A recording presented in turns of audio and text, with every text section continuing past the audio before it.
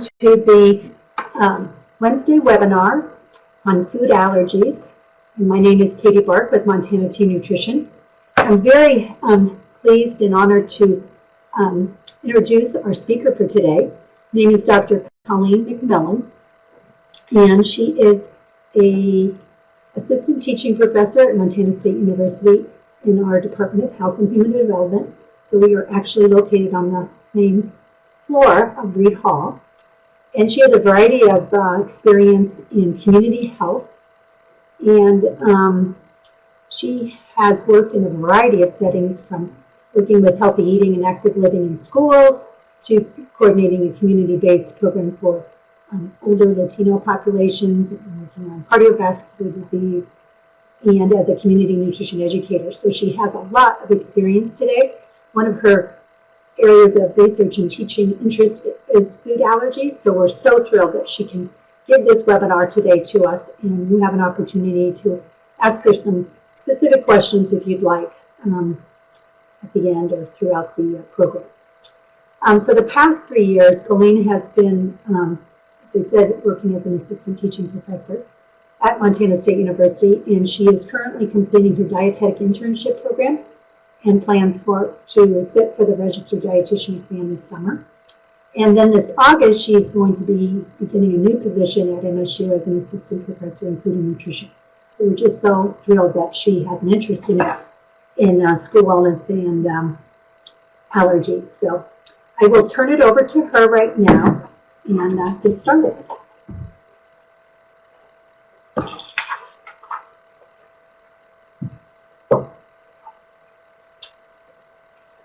All right, thank you so much for this opportunity to come and share a little bit about what I do, my work with food allergy research, as well as to share some information, some background about food allergies and how we can support students in the learning environment so that they are able to be provided with an education and thrive. So I have built in some questions throughout the webinar. So when those slides pop up, if you wouldn't mind typing in your answers just into the regular chat box, so I can see how we're getting along in areas where maybe I need to go a little bit more in depth, that would be great. And at any time, if you have any questions or you can't hear me, also please feel free to let me know in the chat box.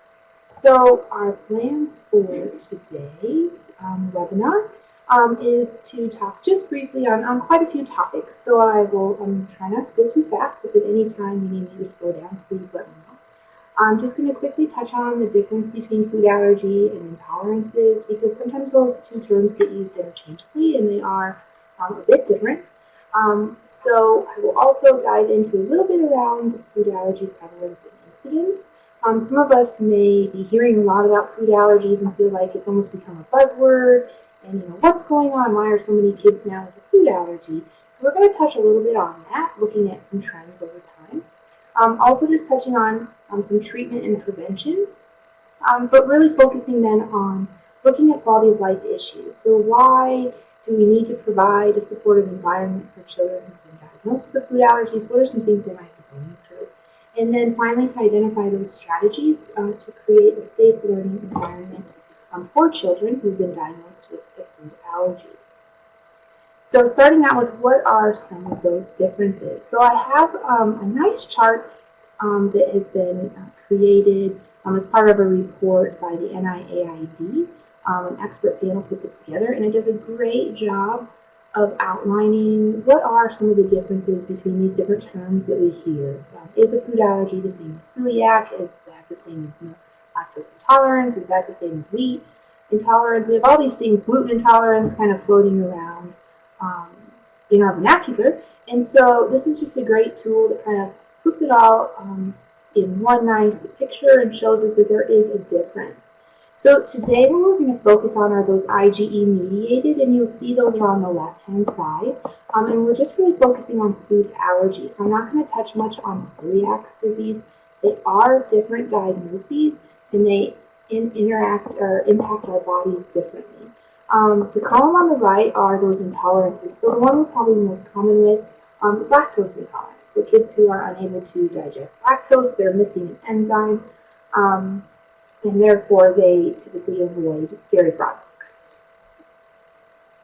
So to start off with, thinking about some of those allergic reactions. So how do we know someone is having an allergic reaction? Maybe we've come across someone in our school or in our cafeteria, or we've just heard a little bit about this. So again, this is a time if you could just type into your chat box anything that you think might be a symptom of an allergic reaction.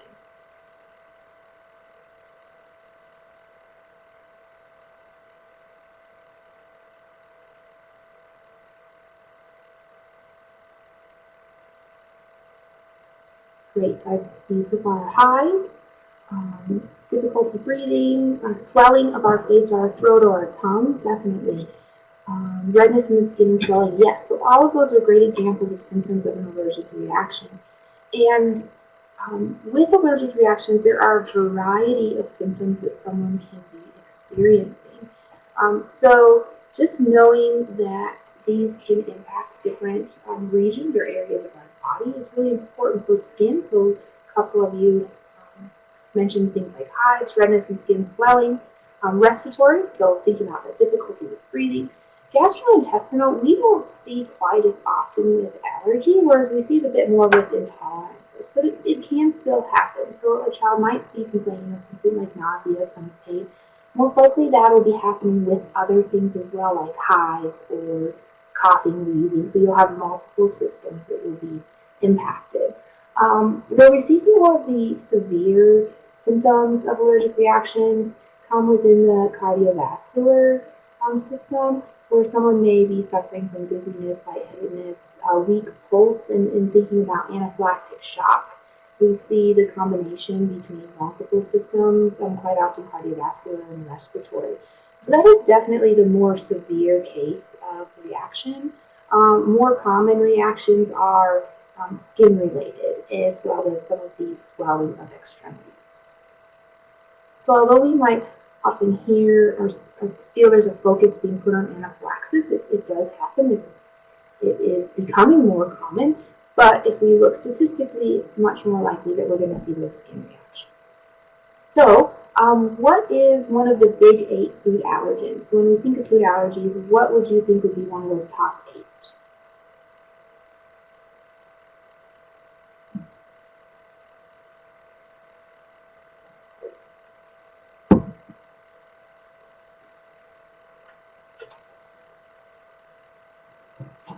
Awesome, you guys are great. Yes, so nuts is a common one that we probably hear a lot about and we're most familiar with.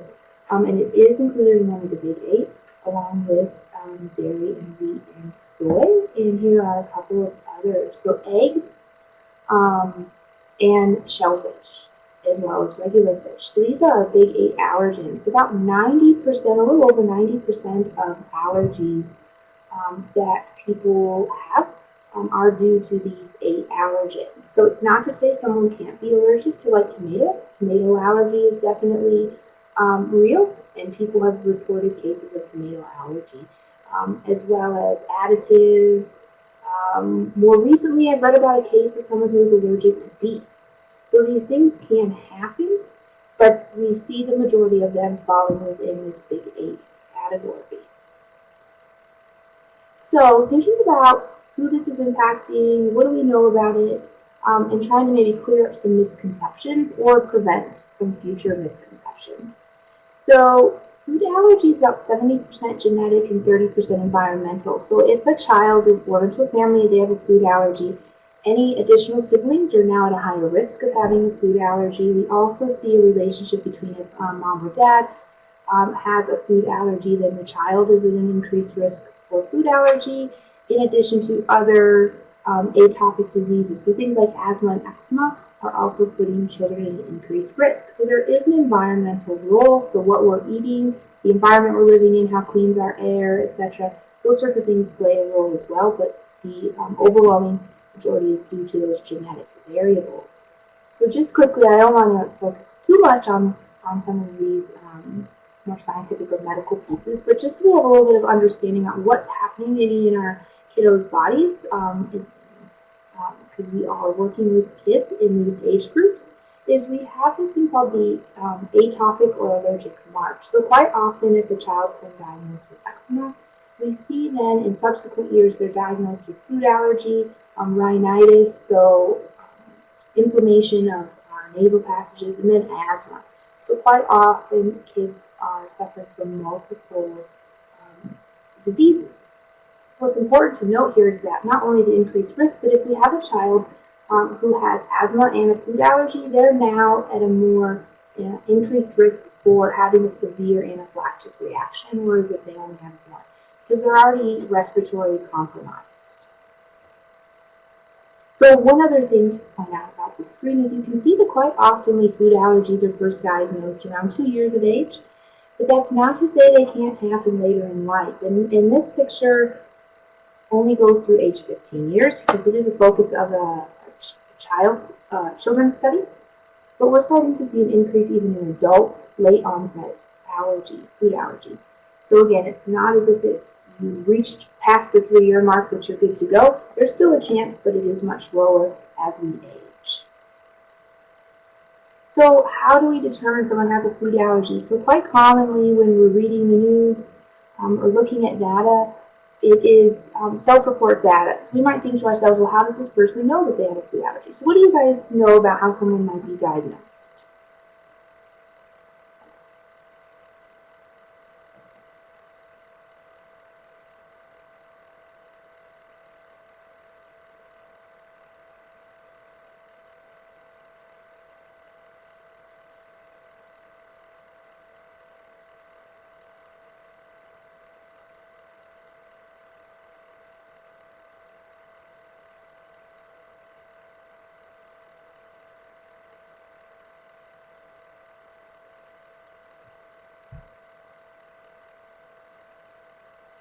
So a couple of you are typing, so I'll give you a minute here. So there's quite a few different options for someone when they first go to the doctor. Yes, so definitely having some communication between the school nurse and the parent contact. So think about even before we get to that point. So quite often in the school setting, the parent or guardian is coming to the school and saying, my child's been diagnosed with a food allergy. And I just wanted to quickly point out what sort of testing they may or may not have gone through to reach that conclusion, because I think it's really important that we validate what people tell us. I know quite often self-report data or parental report data is kind of pushed to the side because we think, well, somebody could be making something up. Well, yes, that could happen, but most likely they've experienced something with their child. And so it's really important to think that they may have gone through different rounds of testing, or they might not have, but just talking with them to understand and validate their feelings and their rationale and perceptions about their child with their food allergy. So if you look at the bottom right-hand side with the little boy and he's eating a food item, this is kind of the gold standard of testing. And this is when a child is fed the food that they suspect they're allergic to in very small quantities, and there's a nurse and a physician present in case they have a reaction to treat the reaction. And so this is the gold standard, but as you can imagine, this is very resource intensive. It is not likely something we're going to find in Montana, especially not in rural Montana. So we may have families who travel to receive this diagnosis, or most likely they've experienced one of the two pictures on the left. So we see the skin prick test where the child's been pricked with the food in question, and then they wait to see what size of a bump grows on their arm. And then the far left is a blood test. And blood tests are not as conclusive as the other two. However, they are easily accessible, and quite often they are used for diagnosis.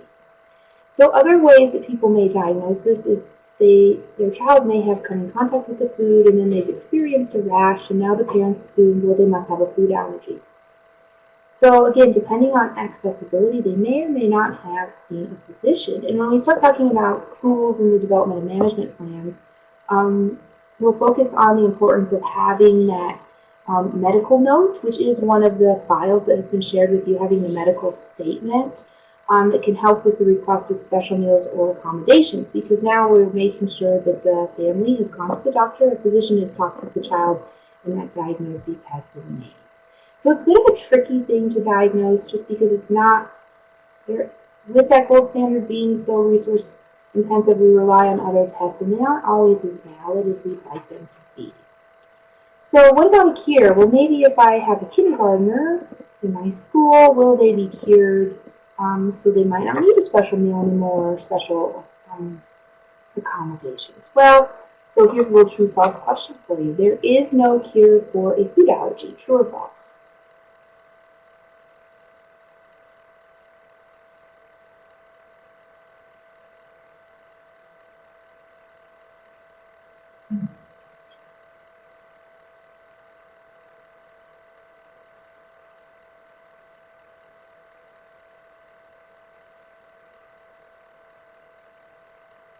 All right, so we have a true with a question mark and a couple of falses. So it is a bit dependent. It wasn't meant to be a trick question, but it kind of was. We are seeing a cure for peanut allergy, but that currently is only in a selected population who are enrolled in research studies. So the broader answer is no, there is no cure, but what happens oftentimes is children outgrow their allergies. Most commonly, peanut is not outgrown, whereas we see milk and egg can be outgrown in the first couple of years after diagnosis. So on this slide is just a couple of pictures of a landmark study that was conducted in California by Dr. Carrie Nadeau, who introduced peanut in very small quantities to children over a very long period of time to build up a tolerance to peanut. And it has been somewhat successful and has led to additional trials. So it's not something right now that anyone could go into their doctor and say, I'd like to be cured of my peanut allergy. It is something that is still being studied, but important to know that it is on the horizon. It's really cool that there is this possibility. It's giving a lot of people hope because for many children living with these food allergies is time-consuming, it's stressful. They would rather be able to eat their ice cream cones slathered with peanuts anytime they want and sprinkles. So it does present a few hurdles. So stay tuned, and hopefully there will be a cure down the road. These trials so far have really only taken off in peanut. We haven't seen them in milk or egg, for example. So thinking about this idea of why is there so much attention all of a sudden with food allergies? What's going on? So I'm just going to walk through a few pieces of data to kind of give us an idea of what's going on. So we may have seen headlines that there's an allergy epidemic, whereas others say, you know, it's just a bit of an overreaction. We just are really seeing a lot of people self-reporting. And what is that real threat? So again, keeping in mind that self-report is not as conclusive or strong of evidence as medical tests that provide us with that evidence, but there's still most likely something going on, so they shouldn't be discredited. So you can also see in that possible overreaction piece that they're talking about blood samples. And we know that these blood samples are not conclusive for food allergy, only that someone is sensitized to the food protein.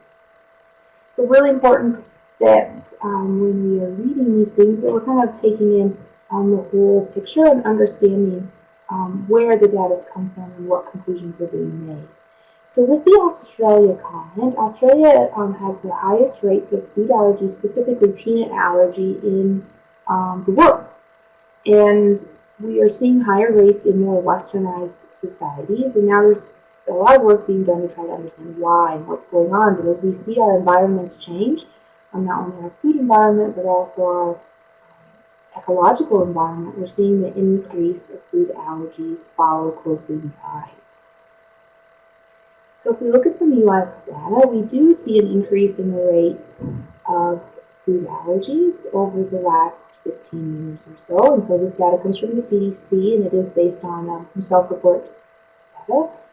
Peanut allergies are listed as one of the most common allergies here as of 2010, which is really interesting because usually, quite often, milk and egg is higher. So again, different data sources are going to provide us with a different overview. But about 2% of peanut is pretty constant around the world. Australia is pushing 3%.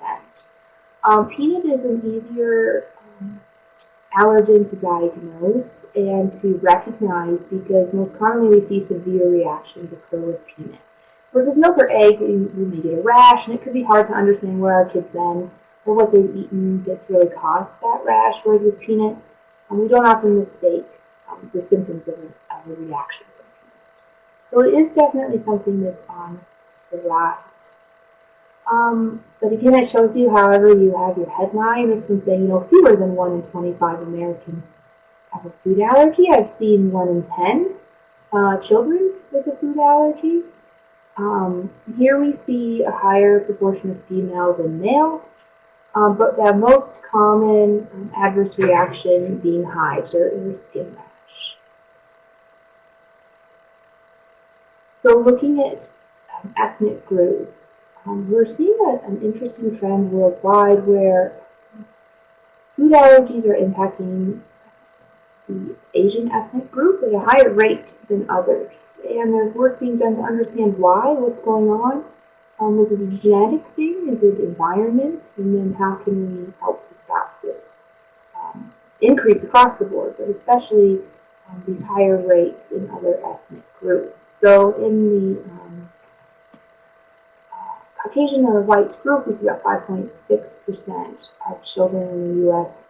Have reported having a food allergy in the last 12 months. This is based on some CDC data. So as I previously mentioned, it's not only the increase in prevalence or number of kids with a food allergy, but also the reaction and the type of reaction that these kids are experiencing. So the hives skin reactions are not as severe, still need treatment. But what's a very big concern is that we're seeing an increase in the rate of severe allergic reactions. So those that are putting our children in danger of having a potentially life-threatening reaction. So as of 2016, we see about 22%, whereas less than 10 years ago, we were around 5%. So this is definitely an area that we need to be aware of and be prepared, which is what we'll talk about here in a couple minutes when we're thinking about how we're designing our programs and management plans for kids within our schools who have a food allergy. So when we think about prevention, so we've touched a little bit on the cure, so another true-false question, can we prevent food allergies? And if so, is there a specific food that we can prevent?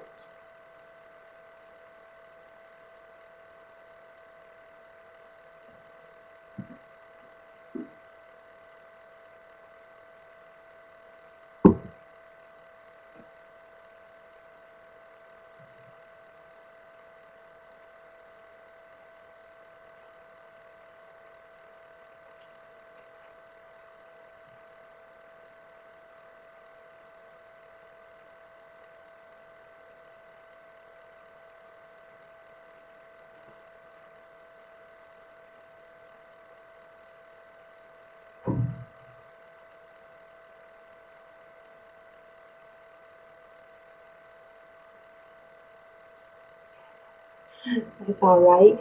True, false. So can we prevent food allergies? True, false.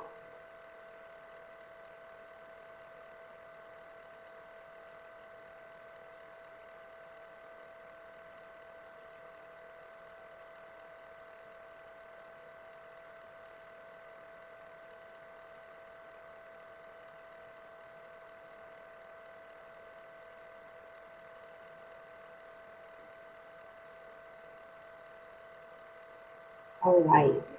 So we can have a mixture of answers. So it is true. We can prevent food allergies, but it's not 100% guarantee. Okay? So you guys raised some good points, thinking about eating foods in our environment. So living in a clean environment definitely plays a role, as well as the foods that we eat during pregnancy and the foods that we feed children in early childhood. Can also help reduce the risk for development of a food allergy. But unfortunately, it is not 100% guarantee. So there's a wide variety of things that are impacting our development of these allergies. So things like DNA, what's happening during development in utero, as well as those early childhood experiences. So if we live in a more rural setting and we're exposed to the outdoors or our ecological environment, then we're less likely to develop a food allergy. We live in a more sterile environment, and more that can increase our risk.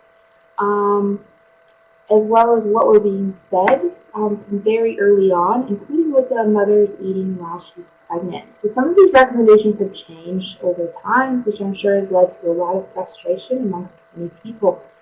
Um, Many years ago, women were told to avoid peanuts during pregnancy and avoid peanuts while breastfeeding and avoid peanuts until their child was 2 years of age. But we now know that was not the best advice, and instead we should actually be eating these foods. So, like all science, we learn more when more technology is available to us, and the more that we study certain things. So, most recently, we've learned how to reduce our risk for having a child that develops a peanut allergy by feeding them peanut early on in life. Some recommendations are saying as young as 6 months old, but ideally when solid foods are starting to be introduced to the child's diet, they should be fed peanuts. You might think to yourself, well, I can't feed my child peanuts, so what do I do? Well, this study used this Israeli snack called Bamba, which I actually saw in a Trader Joe's a couple weeks ago and tried for the first time, and it's like these peanut Cheetos. They're very interesting, but they have peanut protein in them. There's no sugar in them. They're just like a peanut puff. And they asked in the study, they asked moms to feed their children these peanuts for this peanut snack for a couple of years. And what they found was it drastically reduced their risk for developing peanut allergy. And then they had them stop eating the peanut snack to see what happened, and they saw that some of them then went on to develop an allergy. So then they reintroduced the snack, and then the allergy rate was reduced again. So the thought is that it's something that needs to be in the child's diet, not like eating it every day for every meal, but it needs to be something that's introduced and maintained or consistent throughout their diet, throughout early childhood, to help prevent or decrease that risk. Again, it's not 100% guaranteed, but it is a possibility. So other than peanut, we don't have a lot of strong data supporting the prevention of milk, egg, wheat, or any of those other big eggs. Ideally, it's being in that more, being exposed to an outdoor environment, being exposed to germs, essentially. So we see in kids who are playing with other kids in daycare settings, for example, decreasing their risk. It's really helping to build our immune system, which then can help prevent the development of this allergen. All right, so now moving into more about quality of life issues. So what is the big deal, right? Why can't kids just not eat that food? It's not always life-threatening, so why should we care in a sense? That's what I've had people say to me before in my work. It's, it's not that big of a deal. It's not cancer.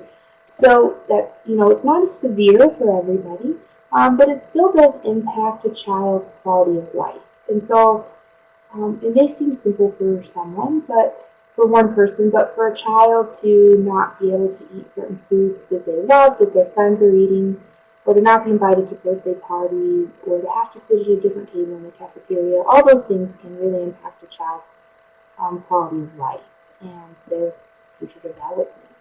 So I'm just going to highlight a few quality of life issues and talk a little bit about some data that I've collected and families I've worked with who've shared their experiences, and then thinking about how this relates to the school context. So when thinking about quality of life in a child who has a food allergy, it doesn't just impact the child with the food allergy. It impacts their family, so you see here visual representation of the symptoms for their family. It's also impacting their friends and their ability to make bonds, especially if they have very severe allergies to many foods and have EpiPens. It can be quite hard for them sometimes to make friends or to be invited to the sleepover because it can be an uncomfortable situation. They also can have issues in schools, so they're always in need of a very supportive environment. It also impacts them in how they access healthcare. They may access healthcare much more often, again, depending on the severity of their allergy. And finally, going out to eat. So something that we all may take for granted, just being able to go anywhere to eat. Someone with an allergy may have to do research and know where are the safe places to go, again, especially if it's a more severe allergy. You have to be careful even what cooking oils people are preparing their foods in, cross-contamination issues. So I'm just going to go through a few quotes, again, things that I've collected from families that I've worked with. This first one talks, or definitely relates to school. So when you think about how our environment is set up in a school, so we've learned that having a peanut-free table is not necessarily one of the best practices because it can isolate kids. The flip side of that is sometimes kids don't feel comfortable sitting around other kids because they're very concerned that food might be thrown around or might end up in their lunchbox. So they may themselves self-select a safe place for them to sit. So what I encourage people to do here is to educate other children. And I've worked with some families where the children with the food allergy educated their peers, and it was very successful. So, 7, 8-year-old kid explaining to their classmates what a food allergy is and how it impacts them is very powerful because they can do it in their own words, they all understand each other, and then it makes things a bit easier. So I highly encourage having children educating other children. Thinking on the more severe end, it can take just a little bit of a peanut for someone to have a reaction or other allergen. And so it's important to understand why that child may have some anxiety in a more social setting. So if we think about bringing food into the classroom and eating foods in the cafeteria, it can really create some anxiety because they may have such a severe reaction that even a little flake of food or being touched by someone else can result in a reaction. So here, another recommendation I provide is really working with kids to make sure they're washing their hands, which I know a lot of schools do now, with kids lining up, wash their hands before they go to the cafeteria, but I'd also say having them wash their hands when they leave before they go out to the playground, or if they're participating in recess before lunch, again, having them just have good hand hygiene will also keep all their classmates safe. So working in a cafeteria setting, you may have experienced kids coming and asking you what's in the food. So that's something that they're taught from a very young age, is to check what's in foods before they eat them. So really just providing them the time to ask those questions and listing out the ingredients so that, again, that they feel comfortable making the choice to eat those foods. So with the families that I've worked with, they understand that not everyone knows what they're going through, but they just really wish people were aware of kind of the day-to-day struggles, why they may have some issues with anxiety, or struggling with making friends, etc. So really just being aware that a food allergy is a real thing. It's not something somebody's just doing for attention, that there are those health consequences related to that food allergy.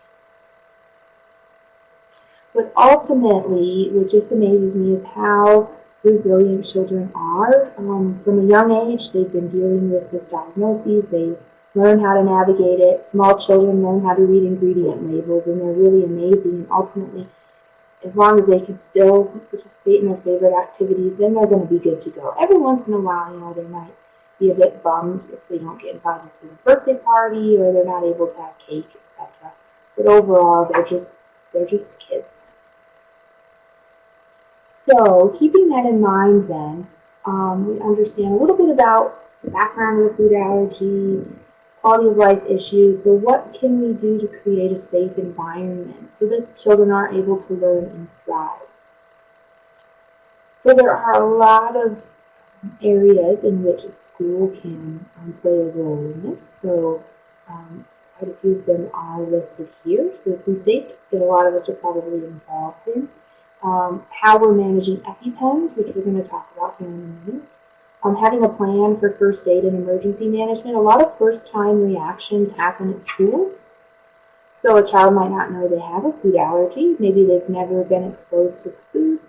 They go to school, now they're exposed to it, and they find out they have an allergy, and they have a reaction. So it's really important for the people working in schools to know what to do when that happens. So it's great that you guys can recognize some of those symptoms and signs, so you'll be there to help them.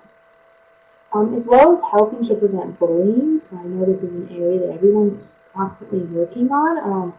Cafeteria is also another place to be aware that bullying could be happening with food, either waving food at the child or daring them to eat things, which is really dangerous with small children because they may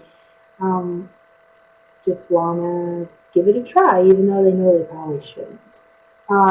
Cleaning and hygiene, so I've talked a little bit about the importance of hand washing.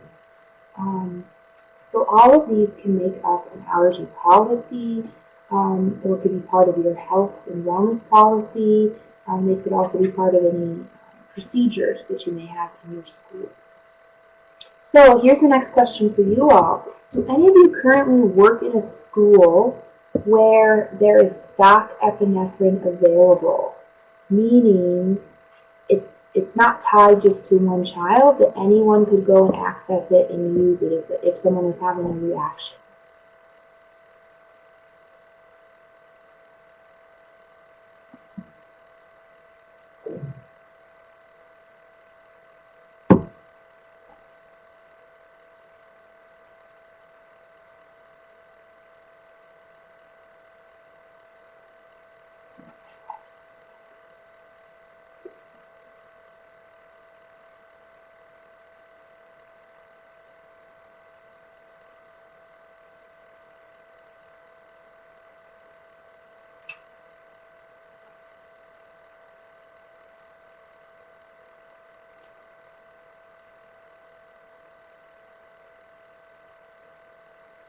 So I see a couple of you are typing, so I'll give you another minute to respond.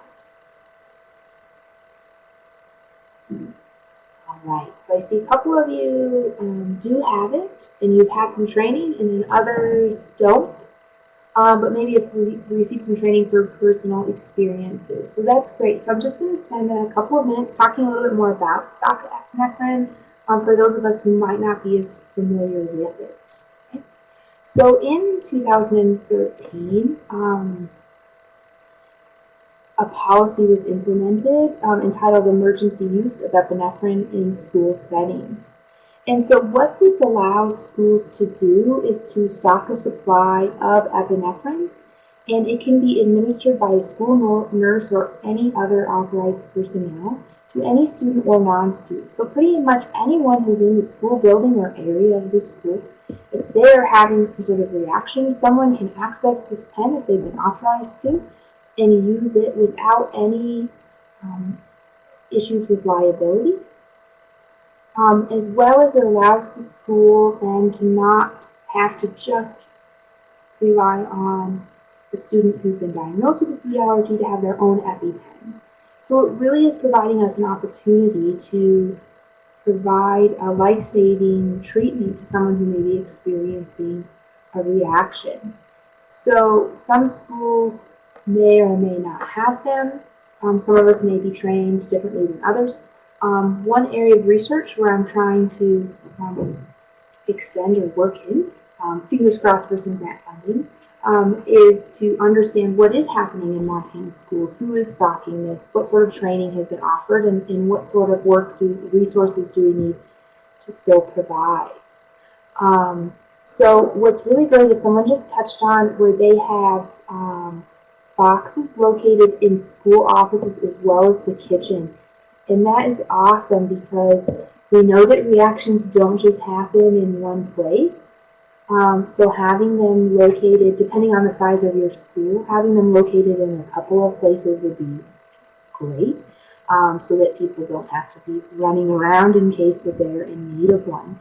So another piece of this code is that not only can schools stock the epinephrine, but that it does still need to be prescribed by a physician, an advanced practice registered nurse, or a physician's assistant. But the school also does need to provide some training to the authorized personnel so that we understand what are those signs and symptoms of anaphylaxis, how do we administer it, and the importance of just that after we've administered it, we still need to call 911. Right? So it's a really key piece here that it's great we have these epinephrine pens, but we still need to call 911. And I already touched on too that the issue of liability is also taken away by this code. So if you were to use the EpiPen on someone, then that protects you because you're doing so in good faith. So I've included the link at the bottom of this slide, which you have a copy of these slides as well in your file share. And so if you want to read more about this code, maybe you want to talk to someone in your school about it, you have that resource there.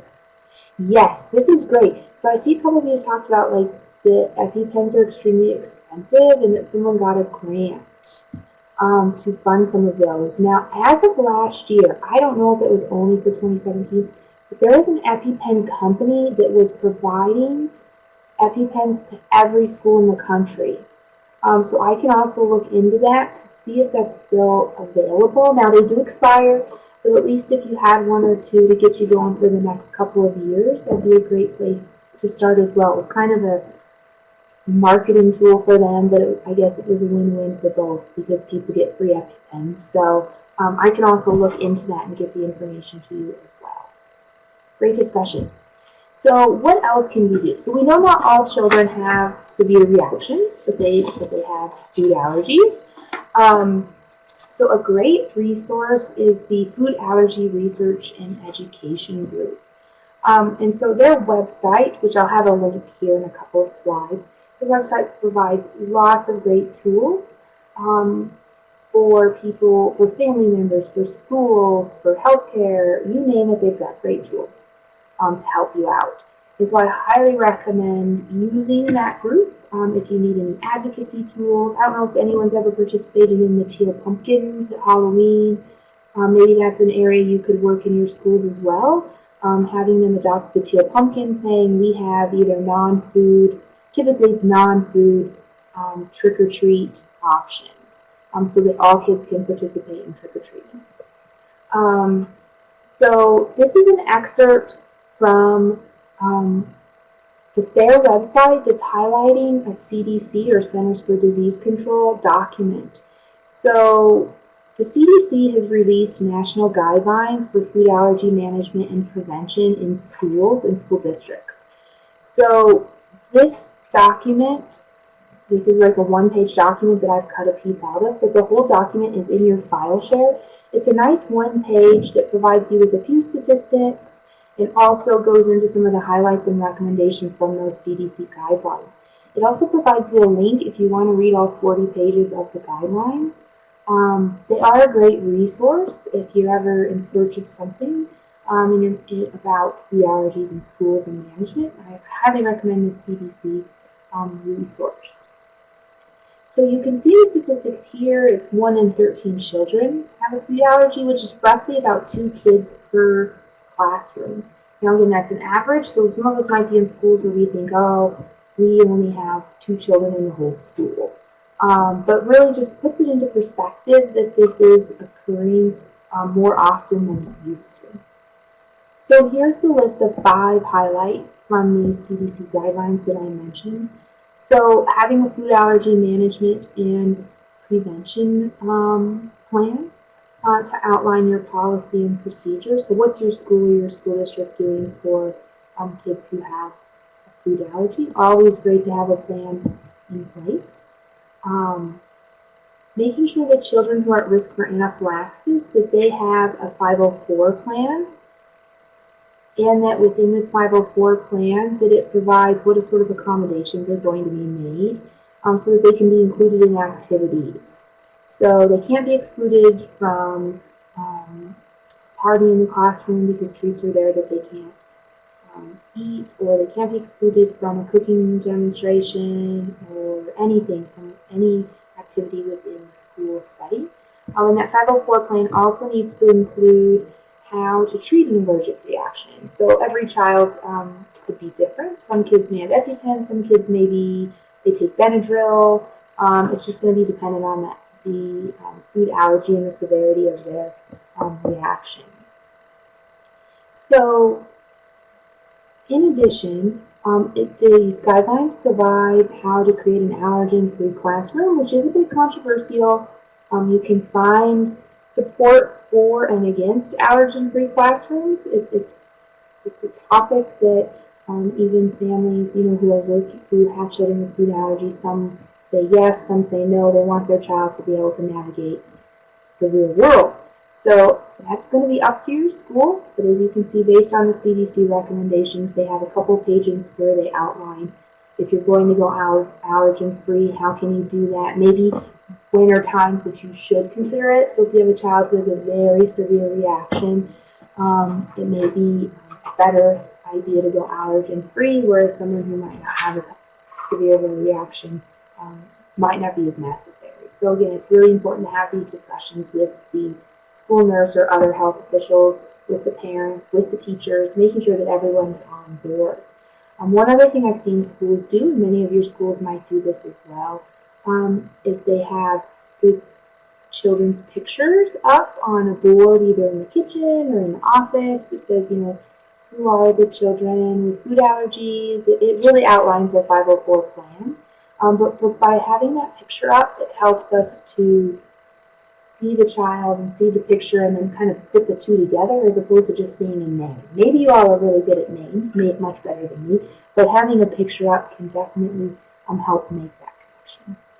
And lastly, you'll see that food allergies can constitute a disability.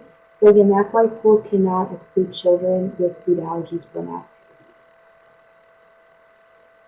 And the other thing I had mentioned once is the medical statement that you've been provided in your documents. This is a great template that provides space for the parents or guardians to discuss what the allergen is, but then at the end it talks about what special meals or accommodations are needed, and then it gives a spot for the medical authority to sign. And so if we can encourage families to do this, it will also help all of those involved with keeping a healthy environment for our children. All right, so getting towards the end here. One other thing I just wanted to touch on was the prevention of food bullying in schools, and I don't know if any of you have watched the new Peter Rabbit movie, but it's really taken off. I have myself not seen it. I've just been reading quite a few articles about it because there's a scene about food allergy bullying. Is it bullying or is it not? So maybe a hot topic right now and around the water cooler. But it does happen. We have evidence to support bullying around food allergies happening, not just in schools, but definitely wherever we're eating food socially. So here's just a few tips on how we can prevent some of this bullying in schools. All of it is common sense. I'm sure most people are already doing. Really importantly, I would highlight encouraging children to report if they feel uncomfortable with how other kids are acting around them in the lunchroom, if it makes them feel anxious because the food is flicking all around, or if food's being waved around them, or they're being dared to eat things, and things like that. So really just keeping an eye on how we're interacting with food and using those as teaching moments to explain to children, it'd be very dangerous for your friend here to eat this peanut butter sandwich because they have a peanut allergy, or they can't drink out of your milk carton because they have a dairy allergy, and just explaining it to them what that means and how it impacts them, I think is a great place to start in preventing these behaviors, as well as changing these behaviors. And last but not least, you'll see it says try not to single out children with food allergies. So if they're not able to eat the items that have been brought into the classroom, there needs to be something in place so they can still feel part of the group, as well as trying to move away from the allergen-free tables, where again we would be singling out children with a food allergy. So we just want to make them feel comfortable and provide them with a safe space to learn. All right, so last but not least, here is the FAIR Food Allergy Research and Education webpage that I had mentioned.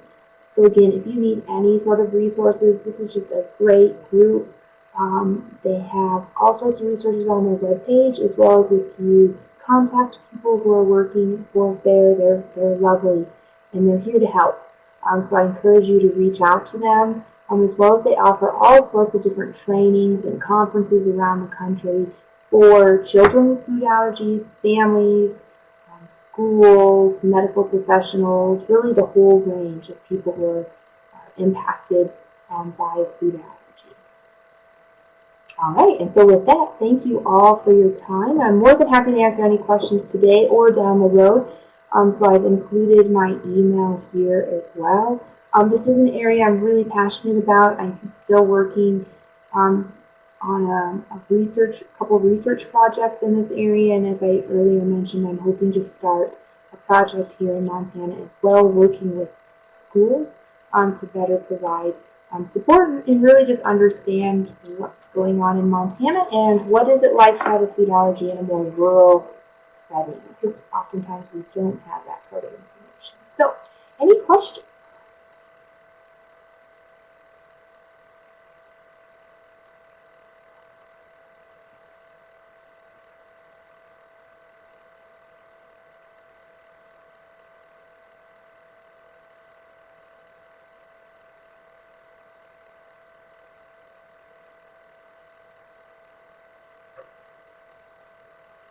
All right, seeing none, I'll go ahead then and end this session. So thanks again for all of your time, and have a great afternoon.